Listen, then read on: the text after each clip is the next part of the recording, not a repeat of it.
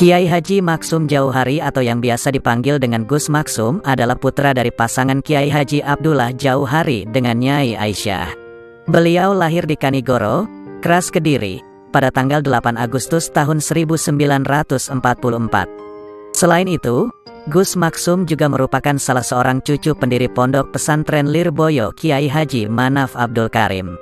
Semasa kecil Kiai Haji Maksum Jauhari belajar kepada orang tuanya Kiai Haji Abdullah Jauhari di Kanigoro. Kemudian melanjutkan pendidikan formalnya di SD Kanigoro 1957. Setelah lulus, beliau melanjutkan ke Madrasah Sanawiyah Lirboyo, namun tidak sampai tamat. Selebihnya banyak diisi dengan pengajian-pengajian di pesantren Lirboyo dan melanglang buana ke beberapa daerah di Pulau Jawa untuk berguru ilmu silat. Beliau akrab dipanggil Gus Maksum, adalah seorang ulama, kiai, guru spiritual, petani, peternak dan pengayom masyarakat. Gus Maksum adalah seorang pendekar sejati yang sangat teguh pendirian, tegas dalam bersikap dan paling tidak suka pada segala bentuk kemungkaran, lugas dalam berbicara, lembut, sederhana dan bersahaja dalam penampilan kesehariannya. Tokoh kelahiran Kanigoro, Kras Kediri tanggal 8 Agustus tahun 1944 adalah pribadi yang unik.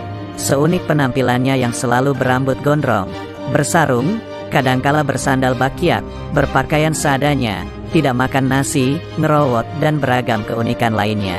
Beliau wafat pada hari Senin tanggal 22 Desember tahun 2003. Meninggalkan suri tauladan bagi santri dan masyarakat serta mewarisi keilmuan silat yang sempurna Ikatan Pencak Silat NU Pagar Nusa.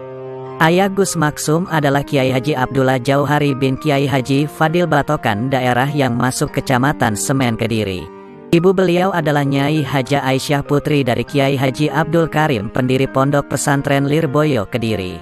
Sejak si jabang bayi masih dalam kandungan, Kiai Jauhari dan Nyai Aisyah biasa membacakan Al-Quran, Asmaul Husna, wirid, solawat dengan harapan agar kelak bayi yang dilahirkan menjadi seorang anak yang berguna bagi agama, nusa dan bangsa. Bayi itu kemudian dinamakan Muhammad Abdullah Maksum. Waktu terus berjalan, bayi itu pun beranjak besar tumbuh sebagai anak yang sehat dan bungsu dari ketiga kakak perempuan. Wajar jika ia sangat diistimewakan dalam pandangan orang tuanya. Namun walaupun diistimewakan, Gus Maksum kecil bukanlah anak yang manja. Justru ia sangat rajin membantu orang tuanya dan sangat patuh terhadap mereka, tak pernah membantah apa yang diperintahkan kedua orang tuanya. Kepatuhan ini bahkan tetap dibawanya sampai akhir hayat. Gus Maksum kecil sangat cerdas. Sejak dini ia sudah dikenalkan dengan ilmu agama. Ia bersama ketiga kakak perempuannya dididik langsung oleh Kiai Jauhari dengan pengawasan sangat ketat.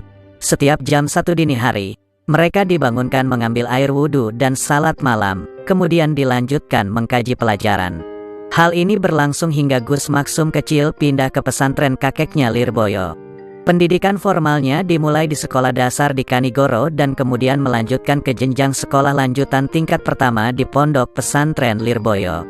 Dalam membaca Al-Quran, beliau dibimbing langsung oleh kakeknya Kiai Haji Abdul Karim dan Nyai Haja Hadijah Karim. Hingga tak heran ia dikenal sangat fasih dalam melafalkan ayat-ayat suci Al-Quran. Selama menetap di Lirboyo, beliau banyak menimba ilmu agama kepada beberapa kiai di Kediri dan sekitarnya seperti Kiai Jamaluddin Batokan, Kiai Jufri, Mbah Jipang. Jipang akronim dari Ngaji Gampang, nama aslinya adalah Kiai Muhammad Batokan. Jiwa pesantren sangat melekat pada diri Gus Maksum, diantaranya adalah kesederhanaan, kesopan santunan, kepedulian sosial, dan kepatuhan kepada orang tua dan guru. Jiwa pesantren itulah yang membentuk kepribadiannya sejak kecil hingga tua. Kesalehan pribadi dan sosialnya itu hasil dari pendidikan pesantren yang dieniamnya. Pertama mengenal silat dari belajar dari seorang pesilat, pengembara dari Rengas Dengklok, Kerawang, Jawa Barat, aliran Cikaret, Cikalong, bernama Afatoni. Metode yang diajarkan setahap demi setahap kemudian dikembangkan secara otodidak. Ilmu silat yang dipelajari diperdalam sedikit demi sedikit, hingga menjadi permainan silat yang sangat atraktif dan menarik. Selanjutnya Gus Maksum mengembara dari satu guru silat ke guru yang lainnya tanpa meninggalkan mengaji dan sekolah. Diawali dari guru silat di sekitar Kediri, guru silatnya diantaranya Kiai Kasidak, tinggal antara Kediri Blitar, Haji Munawar Jabang Kediri, Bapak Muhajir Mondo Kediri, Haji Zainal Kediri. Masa muda adalah masa yang indah.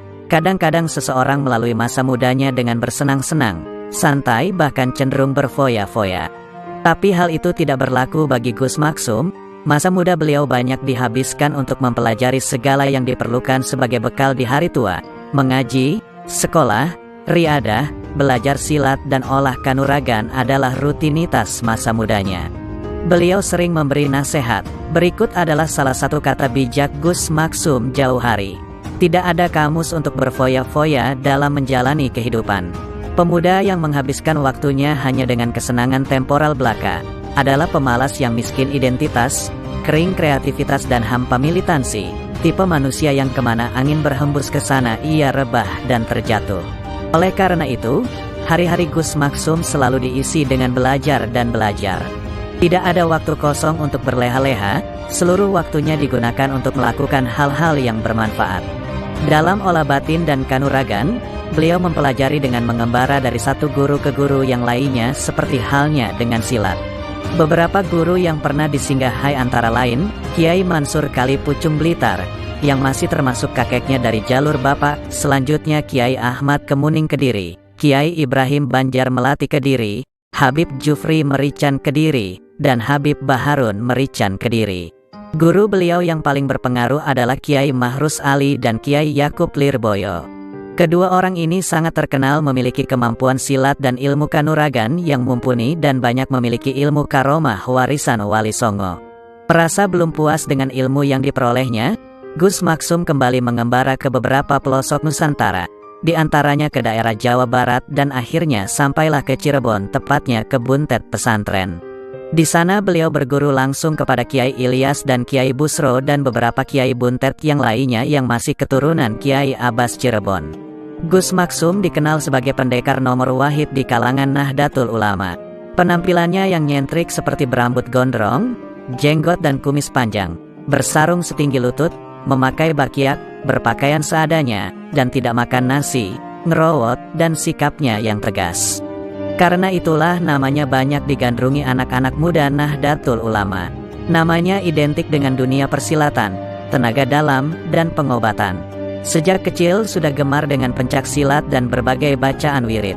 Namanya terdengar ke seluruh pelosok daerah ketika menjabat komando penumpasan PKI dan antek-anteknya di wilayah Kediri dan sekitarnya. Beliau adalah pendiri Ikatan Pencak Silat NU Pagar Nusa dan menempati posisi sebagai Ketua Umum Pengurus Pusat dan Guru Besar, sejak perguruan itu didirikan hingga ia wafat. Nama besarnya belum tergantikan hingga sekarang. Sejak awal nama besar Gus Maksum identik dengan kesaktian. Selain menguasai banyak aliran silat dengan sempurna, ia juga memiliki banyak kemampuan linuwih lainnya. Konon, rambutnya tidak mempan dipotong, mulutnya bisa menyemburkan api, mahir dalam menaklukkan jin, memiliki kemampuan yang luar biasa, bisa melemparkan sapi seperti melemparkan sandal, bisa mengangkat mobil sendirian, dan sebagainya, tidak mempan disantet, tidak mempan senjata tajam, dan lain sebagainya. Itulah beberapa kelebihan Gus Maksum Jauhari. Dalam dunia politik, Gus Maksum selalu mengikuti arah politik Nahdlatul Ulama. Ketika NU bergabung dengan P3, Gus Maksum menjadi juru kampanye P3 hingga tingkat nasional. Begitu pula ketika PKB didirikan pada tahun 1998, Gus Maksum ganti haluan. Beliau kampanye untuk membesarkan partai itu. Namun sampai akhir hayatnya ia tidak pernah mau duduk sebagai anggota dewan. Pendekar ya pendekar saja, kata beliau. Berikut akan diuraikan 10 kisah karomah Gus Maksum. Di kalangan masyarakat umum, Gus Maksum dikenal sakti mandraguna. Berikut akan dibacakan kisah karomah yang dimiliki oleh Gus Maksum. 1. Keistimewaan sejak kecil. Keistimewaan Gus Maksum sudah tampak sejak kecil. Pada waktu itu, Gus Maksum kecil mampu melompat melayang dari satu tiang ke tiang yang lainnya di Masjid Kanigoro. Ia juga mampu berputar cepat di atas piring tanpa pecah laksana gangsing. Padahal waktu itu ia belum mahir ilmu silat. Gus Maksum kecil juga pernah melempar seekor kuda seperti melempar sandal. Padahal waktu itu bobot angkatan beliau tidak lebih dari 20 kg. Di masa remaja Gus Maksum pernah membantu salah seorang familinya untuk memasang lembu bajakannya. Ketika hendak memasang, Tiba-tiba lembu itu mengamuk dan dengan cepat dan kuat menerjang ke arah dada Gus Maksum. Dengan refleks, beliau menangkis dan berbalik menerkam. Dan apa yang terjadi membuat semua orang yang melihatnya heran, karena lembu itu terpelanting beberapa meter jauhnya. Menanggapi kejadian tersebut, Gus Maksum hanya berkata, "Semua hanyalah kebetulan saja dan berkat pertolongan Allah Subhanahu wa Ta'ala." 2. Rambut tidak mempan dipotong, Kiai Gondrong. Penampilan Gus Maksum dengan rambut gondrongnya bukan sekedar gaya atau hobi semata. Tetapi rambut gondrongnya itu merupakan sebuah ijazah yang didapat dari guru beliau yaitu Habib Baharun Merican Kediri. Hasil dari pengamalan itu sering terjadi keanehan-keanehan terkait dengan rambut beliau ini, seperti rambut beliau bisa berdiri, bisa mengeluarkan api, serta tidak mempan dipotong. Bukti daripada itu adalah, pada dekade 1970-an, beliau pernah terjaring razia rambut panjang. Namun terjadi keanehan, setiap kali aparat menggunting rambutnya, rambut itu tidak terpotong, bahkan setiap gunting yang tajam beradu dengan rambut beliau, selalu mengeluarkan percikan api. Kejadian ini pernah dimuat di Harian Republika. 3. Menaklukkan jin. Berbicara tentang Gus Maksum, orang awam biasanya akan langsung berasosiasi tentang jin. Tapi apakah benar Gus Maksum memelihara jin seperti banyak diperbincangkan orang? Anggapan ini tidaklah benar. Yang benar Gus Maksum tidak pernah memelihara jin. Tapi kalau beliau sering menaklukkan jin yang mengganggu itu memang benar. Gus Maksum pernah menaklukkan patihnya jin, namanya Jin Dempul, ketika Gus Maksum menolong orang yang kesurupan. Orang tersebut berhasil disembuhkan Gus Maksum setelah jin di dalam tubuh orang itu berhasil ditaklukkan. 4. Menghadapi puluhan orang sendirian. Salah satu kisah yang menunjukkan keberanian Gus Maksum adalah ketika beliau harus bentrok dengan orang-orang PKI di alun-alun. Gus Maksum yang waktu itu sangat muda usianya, mampu mengalahkan mereka semua. Dalam pertempuran itu, Gus Maksum bukan hanya menggunakan olah kanuragan tapi juga dengan olah batinnya. Peristiwa lain ketika Gus Maksum diundang menghadiri pertandingan silat di Kediri Timur. Saat itu beliau bertarung melawan pendekar silat, jago duel dari berbagai macam aliran silat yang sudah berkumpul di situ. Karena telah memiliki bekal dan kemampuan yang terlatih sejak kecil, Gus Maksum mengalahkan puluhan pesilat sendirian. Bahkan lawan terakhir berhasil dikalahkan dengan sangat mudah. Peristiwa ini terjadi saat usia beliau 16 tahun.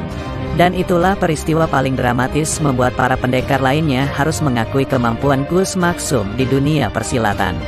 5. Ban bocor hanya dengan acungan jari. Saat NU masih menjadi partai, masa NU sering bentrok dengan masa LDII yang dulu bernama Darul Hadis.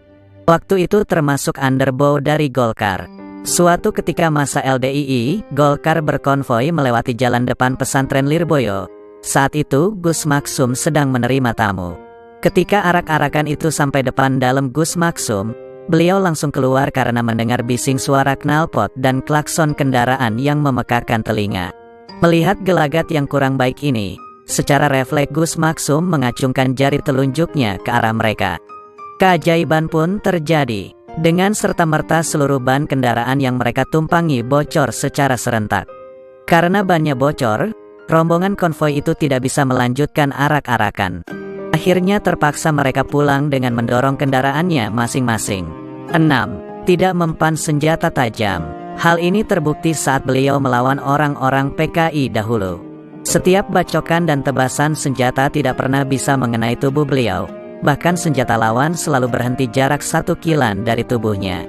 Kalaupun ada yang sampai mengenai tubuh beliau, senjata-senjata tak ada satupun yang melukai beliau. Keistimewaan ini juga terbukti ketika beliau diundang pengajian di daerah Sragen, Jawa Tengah pada tahun 1999. Waktu itu tanpa ada sebab yang jelas, tiba-tiba ada orang yang menikamnya. Untungnya Gus Maksum tidak terluka sedikit pun. Hanya pakaian yang dipakai robek kena tikaman. Lalu pakaian itu pun beliau simpan karena pemberian dari salah seorang sahabatnya. 7. Tidak mempan di santet. Kalau bicara santet, banyak sekali pengalaman yang beliau dapatkan. Hampir semua aliran ilmu santet dikenalnya, dan sudah tidak terhitung banyaknya dukun santet yang pernah dihadapi. Sejak kecil, Gus Maksum sudah terbiasa menghadapi berbagai macam-macam aliran ilmu santet. Beliau juga tidak segan-segan untuk menantang para dukun santet secara terang-terangan. Hal itu dilakukan karena santet menurut Gus Maksum termasuk kemungkaran yang harus dilawan. Kekebalan Gus Maksum terhadap santet juga sudah pembawaan sejak lahir, karena beliau juga masih keturunan Kiai Hasan Besari Ponorogo.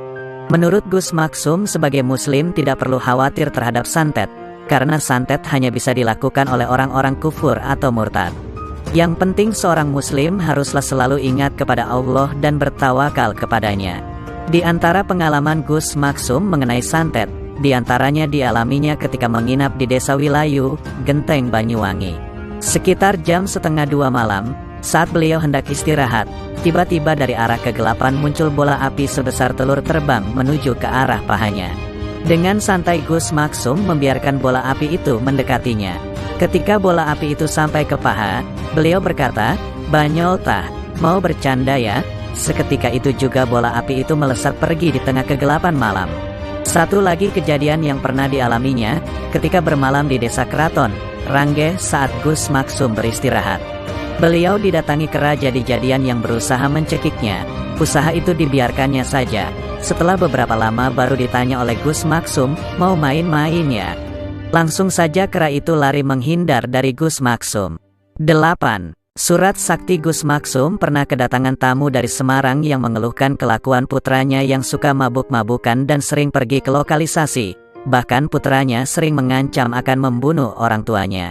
Karena sudah tak tahan melihat kelakuan putranya itu, ia pergi ke rumah Gus Maksum di Kediri, dengan harapan mendapat obat untuk mengobati perilaku anaknya. Tapi yang diharapkan tidak dipenuhi Gus Maksum. Beliau hanya membuatkan sepucuk surat untuk dibawa pulang agar dibacakan kepada anaknya. Walaupun orang tua itu bingung karena obat yang diharapkannya tidak diberi, ia tetap melakukan apa yang diperintahkan Gus Maksum dengan menyampaikan surat itu kepada anaknya.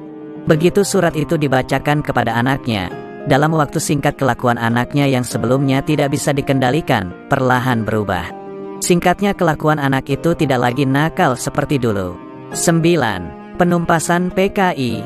Sebagai Jenderal Utama, Pagar NU dan Pagar Bangsa, Gus Maksum selalu sejalur dengan garis politik Nahdlatul Ulama. Namun dia tak pernah terlibat politik praktis, tak kenal dualisme atau dwifungsi. Saat kondisi politik memaksa warga NU berkonfrontasi dengan PKI, Gus Maksum jauh hari menjadi komandan penumpasan PKI beserta antek-anteknya di wilayah Jawa Timur, terutama Karesidenan Kediri. Ketika NU bergabung ke dalam P3 maupun ketika PBNU mendeklarasikan PKB, Gus Maksum selalu menjadi juru kampanye nasional yang menggetarkan podium. Namun dirinya tidak pernah mau menduduki jabatan legislatif ataupun eksekutif. 10.